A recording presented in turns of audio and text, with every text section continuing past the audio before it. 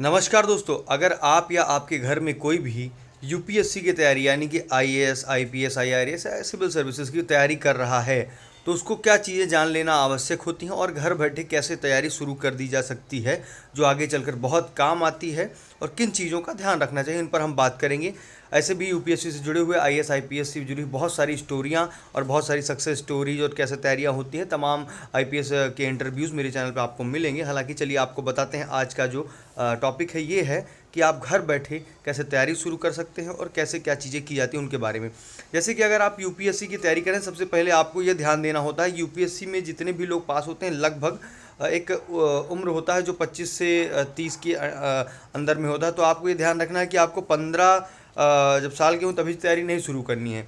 अपने को जो पढ़ाई आप उस समय कर रहे हैं उस पर ध्यान देना है, पहले उसमें आप निकल के आगे आइए, उसके बाद क्या कहते हैं इन तैयारियों पर ध्यान देना है। थोड़ा सा जब आपका जो है 20 प्लस में आप आ जाए तो उसके बाद इन तैयारियों पर थोड़ा थोड़ा फोकस करना शुरू हो और 25 से पहले पहले तक उसमें शुरू कर दें। लेकिन आपको बता दें, जब एग्ज़ाम होते हैं तो जो आपका प्रीलिम्स होता है यानी कि प्री एग्ज़ाम जो होता है उसमें जो है आपको बहुत तैयारी करनी होती है। उस तैयारी में बहुत सारे टॉपिक को आपको कवर करना होता है। लेकिन जब मेंस की बारी आती है तब टॉपिक तो कम होते हैं, पर जितने भी टॉपिक होते हैं बहुत गहरे होते हैं, उन गहराई तक उनमें क्या कहते हैं आपको जाना होता है। जैसे कि आप प्री में किसी चीज़ के टॉपिक की तैयारी करते हैं तो उसमें मेन मेन चीज़ें आप बता दोगे तब भी आपका काम हो जाता है। लेकिन जिस समय प्री पास करके आप मेंस की जब आ जाते हैं तो मेंस में आपको उन्हीं टॉपिक पर जो टॉपिक है, उन्हीं सभी टॉपिक के अंदर की क्या बातें हैं, गहराइयों को जानना और समझना बहुत ज़रूरी होता है।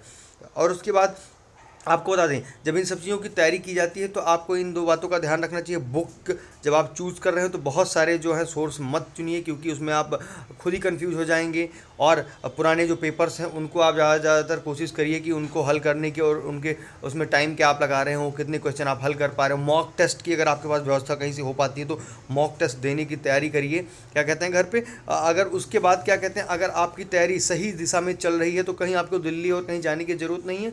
हाँ, जिन विषयों में आपको थोड़ा सा वो लगता है उसके लिए आप कहीं जो है आसपास भी अगर आपकी कोई जानकार अच्छा है तो उससे आप सलाह ले सकते हैं। कोचिंग कोई ऐसा पहचान में है जो आईएएस इसकी तैयारी कर रहा हो, बाहर से करके आया हो या फिर कहीं पर हो गया, अगर उनके पास थोड़ा बहुत टाइम है तो उनसे आप थोड़ी जानकारी ले सकते हैं। और सोर्स को आपको बहुत वो रखना है, क्योंकि बहुत सारे सोर्स होने के बाद लोग परेशान हो जाते हैं, उसमें कुछ हो नहीं पाता। इंटरव्यू के दौरान जो सवाल पूछे जाते हैं उसको आपको बहुत ध्यान देना है, क्योंकि वो सवाल ऐसे होते हैं कि कभी कभी तो क्वेश्चन ऐसे होते हैं, सवाल में ही आंसर होता है पर आप समझ नहीं पाते हो। तो इस तरह के बहुत सारे सवाल मेरे चैनल पे भी मिलेंगे। लेकिन ये चीज़ें ध्यान रखना है कि इंटरव्यू के दौरान जो सवाल पूछे गए हैं उनका जवाब की सोच और समझ कर देना होता है, क्योंकि वो मेन होता है। सब कुछ आप निकाल के आगे अगर इंटरव्यू में निकाल दिया गया तो आप बहुत हताश और निराश हो जाते हैं। कई लोग को ऐसा हुआ 4-4 5-5 हज़ार बेचारे हो जाते हैं, लेकिन छठवीं 7वीं बार में हुआ है। तो आपको हारना नहीं है। लेकिन